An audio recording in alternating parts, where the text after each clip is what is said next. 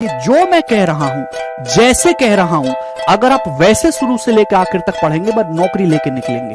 लेकिन आप जो है अपना बेवजह का दिमाग इस्तेमाल मत करिए कि आजकल पेपर कौन सेट करता है। आजकल पेपर सेट करता है टीसीएस।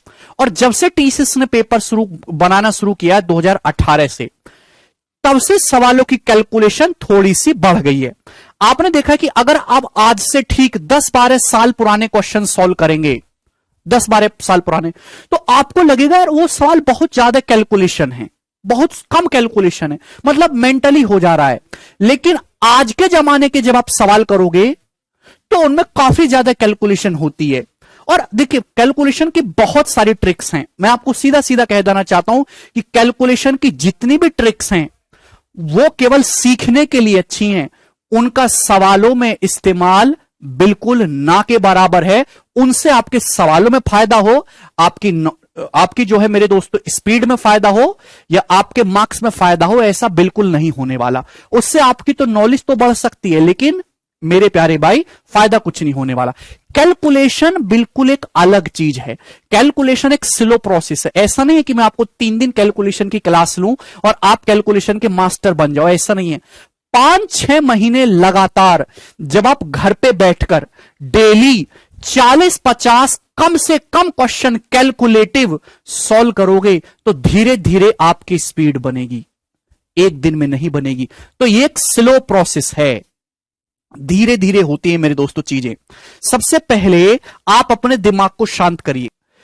पहले मुझे जो इंपॉर्टेंट चीज है वो करवाने दो। नंबर ऑफ जीरो से पिछले 5 साल से एक भी सवाल नहीं आया, ना जिंदगी में कभी उसकी आने की कोई उम्मीद है।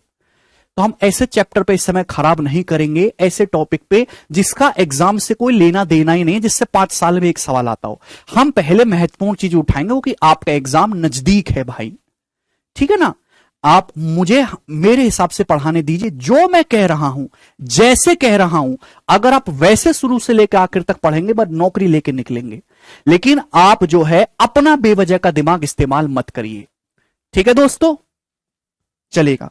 तो ये जो मैं टॉपिक आपके सबसे पहले मेरे प्यारे भाई मैं आपको समझाना चाहता हूं, अगर आपको अपनी कैलकुलेशन आसान करनी है, कैलकुलेशन बढ़िया करनी है, तो सबसे पहले मैं आपको टास्क देता हूं, 30 तक टेबल याद करो दोस्त। और कल जब आप इस क्लास में आओ तो मुझे याद होने चाहिए। आप कहने सर क्या बच्चे वाली चीज कर रहे हो, 30 तक पहाड़े याद करके आइए। जिस बच्चे को 30 तक पहाड़े याद नहीं है उसकी कैलकुलेशन अच्छी हो ही नहीं सकती। वो जिंदगी भर मेरे दोस्तों यूट्यूब पे लेक्चर देखता रहे कैलकुलेशन की, उसकी कैलकुलेशन अच्छी नहीं हो सकती। 30 तक पहाड़े याद करिए, टेबल्स। मेरे प्यारे भाई 1 से लेके 100 तक स्क्वायर याद कर लीजिए। अगर 100 तक ना हो पाए आपसे, मुझे पता है कि आप थोड़े से कमजोर हो, तो कम से कम 50 तक स्क्वायर याद कर लो बच्चे, 50 तक तो कर ही लो, ठीक है ना।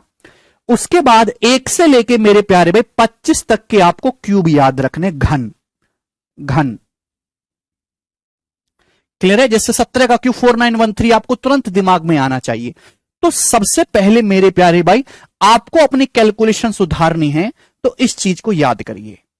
और याद करने का मतलब याद करना। बच्चे कहते हैं सर इनको याद करने की भी ट्रिक बता दो। भाई याद करने वाली चीज में ट्रिक ढूंढोगे, ट्रिक के अंदर ट्रिक ढूंढोगे तो कितना टाइम आप खराब करोगे। किसी भी चीज को ट्रिक से सॉल्व करने में 5-7 सेकंड तो लगता ही है ना।